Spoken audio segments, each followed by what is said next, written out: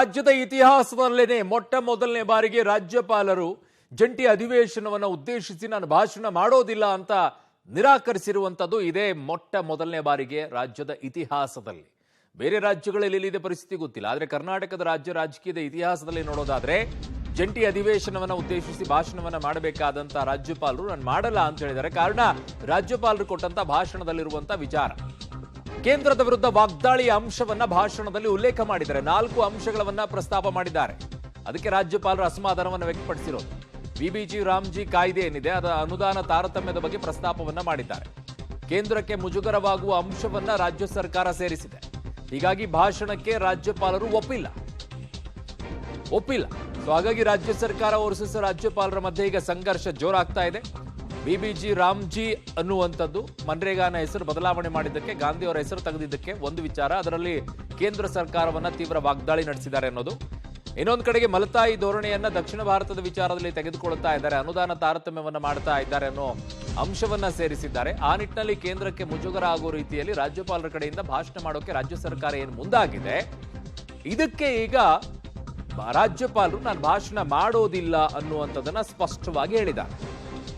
ನನ್ನ ಸಹೋದ್ಯೋಗಿ ಈಗ ಪೊಲಿಟಿಕಲ್ ಬ್ಯೂರೋ ಹೆಡ್ ಆಗಿರುವಂತಹ ರವೀಶ್ ನನ್ನ ಸಂಪರ್ಕಕ್ಕೆ ಸಿಗ್ತಾ ಇದ್ದಾರೆ. ರವೀಶ್, ನಿಜಕ್ಕೂ ಕೂಡ ಇದು ಇತಿಹಾಸದಲ್ಲಿ ಮೊಟ್ಟ ಮೊದಲನೇ ಬಾರಿಗೆ ಒಂದು ಕಪ್ಪು ಚುಕ್ಕೆಯಾಗಿ ಉಳ್ಕೊಳ್ಳುತ್ತಾ ಅಂತ ಗೊತ್ತಿಲ್ಲ. ಇನ್ನೂ ಕೂಡ ಅವ್ರನ್ನ ಮನವೊಲಿಸುವಂತ ಪ್ರಯತ್ನವನ್ನಂತೂ ಮಾಡ್ತಾ ಇದ್ದಾರೆ. ಏನಾಗ್ತಾ ಇದೆ ಬೆಳವಣಿಗೆ, ಯಾಕೆ ಬೆಳವಣಿಗೆ? ಅರುಣ್, ಖಂಡಿತವಾಗಿಯೂ ಕೂಡ ಎಲ್ಲ ಒಂದು ಕಡೆ ಕೇಂದ್ರ ಮತ್ತೆ ರಾಜ್ಯ ಸರ್ಕಾರ, ಅದರಲ್ಲೂ ಕೂಡ ಕೇಂದ್ರದಲ್ಲಿ ಬಿಜೆಪಿ ನೇತೃತ್ವದ ಸರ್ಕಾರ ಮತ್ತೆ ರಾಜ್ಯಗಳಲ್ಲಿ ಬಿಜೆಪಿಯೇತರ ಸರ್ಕಾರ ಇರುವಂತಹ ಸಂದರ್ಭದಲ್ಲಿ ಈ ರೀತಿಯ ಸಂಘರ್ಷ ದೊಡ್ಡ ಮಟ್ಟದಲ್ಲಿ ನಡೀತಾ ಇದೆ. ಅದರಲ್ಲೂ ಕೂಡ ಎಲ್ಲ ಒಂದು ಕಡೆ ದಕ್ಷಿಣ ಭಾರತದ ರಾಜ್ಯಗಳನ್ನ ಕೇಂದ್ರ ಸರ್ಕಾರ ಕಡೆಗಣಿಸ್ತಾ ಇದೆ ಅಂತ ಕಾಂಗ್ರೆಸ್ ಆಗಿರ್ಬೋದು, ಜೊತೆಗೆ ಕೇರಳದಲ್ಲಿ ಎಡರಂಗ ಆಗಿರ್ಬೋದು, ಜೊತೆಗೆ ತಮಿಳುನಾಡಲ್ಲಿ DMK ಆಗಿರ್ಬೋದು, ಎಲ್ಲ ಸರ್ಕಾರಗಳು ಕೂಡ ಒಂದು ರೀತಿಯಲ್ಲಿ ಆಪೋಸ್ ಮಾಡ್ತಾ ಕೇಂದ್ರ ಸರ್ಕಾರ ವಿರುದ್ಧ ವಾಗ್ದಾಳಿ ನಡೆಸ್ತಾ ಬಂದಿದೆ. ಹಾಗಾಗಿ ಇದನ್ನ ರಾಜ್ಯಪಾಲರ ಮೂಲಕವೇ ಏಳಿಸಬೇಕು ಅನ್ನೋ ಹಠಕ್ಕೆ ಬಿದ್ದಿರ್ತಕ್ಕಂಥದ್ದು ಒಂದು ಕಾರಣ. ಜೊತೆಗೆ ರಾಜ್ಯಪಾಲರ ಭಾಷಣ ಅಂದಮೇಲೆ ಇಲ್ಲಿಂದ ಒಂದು ಮೆಸೇಜ್ ಅನ್ನ ಅಧಿವೇಶನದಿಂದ ಪಾಸ್ ಮಾಡಬೇಕು ಅನ್ನೋದು ರಾಜ್ಯ ಸರ್ಕಾರಗಳ ಒಂದು ಇರಾದೆ ಆಗಿರ್ಬೋದು. ಆ ಕಾರಣಗಳಿಗೋಸ್ಕರವಾಗಿ ಈ ಒಂದು ಸಂಘರ್ಷ ಮನೆ ಮಾಡಿದೆ. ಯಾಕೆಂದ್ರೆ ಈ ಒಂದು ಕಾಯ್ದೆಯನ್ನು ವಿರೋಧ ಮಾಡೋದು, ವಿಧಾನಸಭೆಯಲ್ಲಿ ಖಂಡನ ನಿರ್ಣಯಗಳನ್ನು ತೆಗೆದುಕೊಳ್ಳೋದು ಅದು ಬೇರೆ ವಿಚಾರ. ಆದರೆ ಕೇಂದ್ರ ಸರ್ಕಾರದ ಪ್ರತಿನಿಧಿಯಾಗಿರ್ತಕ್ಕಂಥವರು ರಾಜ್ಯಪಾಲರು. ಹಾಗಾಗಿ ರಾಜ್ಯಪಾಲರಿಂದಲೇ ಈ ರೀತಿಯ ಒಂದು ಹೇಳಿಕೆಯನ್ನು ಕೊಟ್ಟಂತ ಸಂದರ್ಭದಲ್ಲಿ ಅದು ಮತ್ತಷ್ಟು ಗಟ್ಟಿಯಾಗಬಹುದು ಅನ್ನೋ ದೃಷ್ಟಿಯಿಂದ ರಾಜ್ಯ ಸರ್ಕಾರ ಈಗ ಮಾಡಿರ್ಬೋದು. ಹಾಗಾಗಿಯೇ ನಿನ್ನೆ ಅಷ್ಟೇ ಕೇರಳದಲ್ಲಿ ಮತ್ತು ತಮಿಳುನಾಡಲ್ಲಾದಂಥ ರಾಜ್ಯಪಾಲರು ಮತ್ತು ಸರ್ಕಾರ ಮಟ್ಟದಲ್ಲಾದಂಥ ಸಾಕಷ್ಟು ಒಂದು ರೀತಿಯಲ್ಲಿ ಭಿನ್ನಾಭಿಪ್ರಾಯಗಳು, ಫೈಟ್ ಎಷ್ಟರ ಮಟ್ಟಿಗೆ ಇತ್ತು ಅನ್ನೋದು ಕೂಡ ನಮಗೆಲ್ಲರಿಗೂ ಕೂಡ ಚೆನ್ನಾಗಿ ಗೊತ್ತಿದೆ. ಹಾಗಾಗಿ ಕರ್ನಾಟಕದಲ್ಲೂ ಕೂಡ ಇದು ಮರು ಕಳಿಸಲ್ಲ ಅನ್ನೋ ಭಾವನೆ ಇತ್ತು. ಆದರೆ ಕಾಪಿ ಹೋಗಿದೆ ರಾಜ್ಯಪಾಲರಿಗೆ. ರಾಜ್ಯಪಾಲರು ಸುಮಾರು ಮಧ್ಯಾಹ್ನದಷ್ಟೊತ್ತಿಗೆ ಆ ಒಂದು ಕಾಪಿಯನ್ನು ಕೂಡ ಓದಿದ್ದಾರೆ. ಅದು ಓದಿದ ಮೇಲೆ ಆ ಕಾಪಿಯಲ್ಲಿ ಇರ್ತಕ್ಕಂಥ ಕೆಲ ಅಂಶಗಳನ್ನು ಕೂಡ ಅವ್ರು ಹೇಳಿದ್ದಾರೆ, ಇದು ನಮ್ಮಿಂದ ಸಾಧ್ಯ ಆಗೋದಿಲ್ಲ, ಯಾವುದೇ ಕಾರಣಕ್ಕೂ ಕೂಡ ನಾನು ಈ ಭಾಷಣವನ್ನು ಓದಲ್ಲ ಅಂತ ಸರ್ಕಾರಕ್ಕೆ ಸುಮಾರು ಮಧ್ಯಾಹ್ನ 2 ಗಂಟೆ ಬಳಿಕ 2-3 ಗಂಟೆ ಅಷ್ಟೊತ್ತಿಗೆ ಕಳಿಸ್ಕೊಟ್ಟಿದ್ದಾರೆ. ಹಾಗಾಗಿ ಸರ್ಕಾರಕ್ಕೆ ಶಾಕ್ ಸಿಕ್ಕಿರ್ತಕ್ಕಂಥದ್ದು 3 ಗಂಟೆ ನಂತರ. ಆದರೆ ಅದು ಬೆಳಕಿಗೆ ಬಂದಂಥದ್ದು ಸುಮಾರು 5 ಗಂಟೆ ಅಷ್ಟೊತ್ತಿಗೆ ಅದು ಬೆಳಕಿಗೆ ಬಂದಿದೆ. ಪ್ರಮುಖವಾಗಿ ರಾಜ್ಯ ಸರ್ಕಾರ ಏನು ಕೇಂದ್ರ ಸರ್ಕಾರದ ಮೇಲೆ 4-5 ಪಟ್ಟಿಯನ್ನು ಮಾಡಿಕೊಂಡಿರ್ತಕ್ಕಂಥದ್ದು.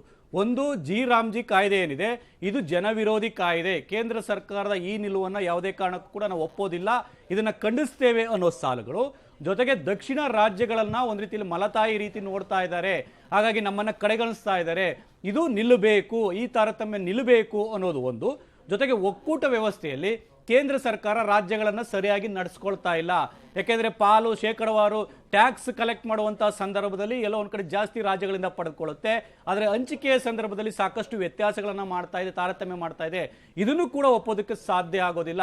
ಹಾಗಾಗಿ ಕೇಂದ್ರ ಸರ್ಕಾರದ ಹಲವಾರು ಯೋಜನೆಗಳೇನಿದೆ ಅದು ಜನವಿರೋಧಿ ಯೋಜನೆಗಳು, ಈ ರೀತಿಯ ಅಂಶಗಳನ್ನು ಉಲ್ಲೇಖ ಮಾಡಿರ್ತಕ್ಕಂಥದ್ದು ಸ್ಪಷ್ಟವಾಗಿದೆ. ಆ ಕಾರಣಗಳಿಗೋಸ್ಕರವಾಗಿ ರಾಜ್ಯಪಾಲರು ಕಡ್ಡಿ ತುಂಡು ಮಾಡದಂತೆ ನಾನು ಯಾವುದೇ ಕಾರಣಕ್ಕೂ ಕೂಡ ಓದೋದಿಲ್ಲ ಅನ್ನೋ ಮೆಸೇಜ್ ಅನ್ನು ಪಾಸ್ ಮಾಡಿದರೆ ಇದೇ ಮೊದಲ ಬಾರಿಗೆ ಆ ಭಾಷಣ ಲೋಕಭವನವನ್ನು ತಲುಪಿ ತದನಂತರ ರಾಜ್ಯಪಾಲರು ಇಂದಿನ ದಿನವೇ ರಾಜ್ಯ ಸರ್ಕಾರಕ್ಕೆ ಕರ್ನಾಟಕದಲ್ಲಿ ಶಾಕ್ ಕೊಟ್ಟಿರ್ತಕ್ಕಂಥದ್ದು ಇತಿಹಾಸದಲ್ಲಿ ಇದು ಮೊದಲ ಬಾರಿಗೆ ಅಂತ ಕೂಡ ಹೇಳಲಾಗ್ತಾ ಇದೆ.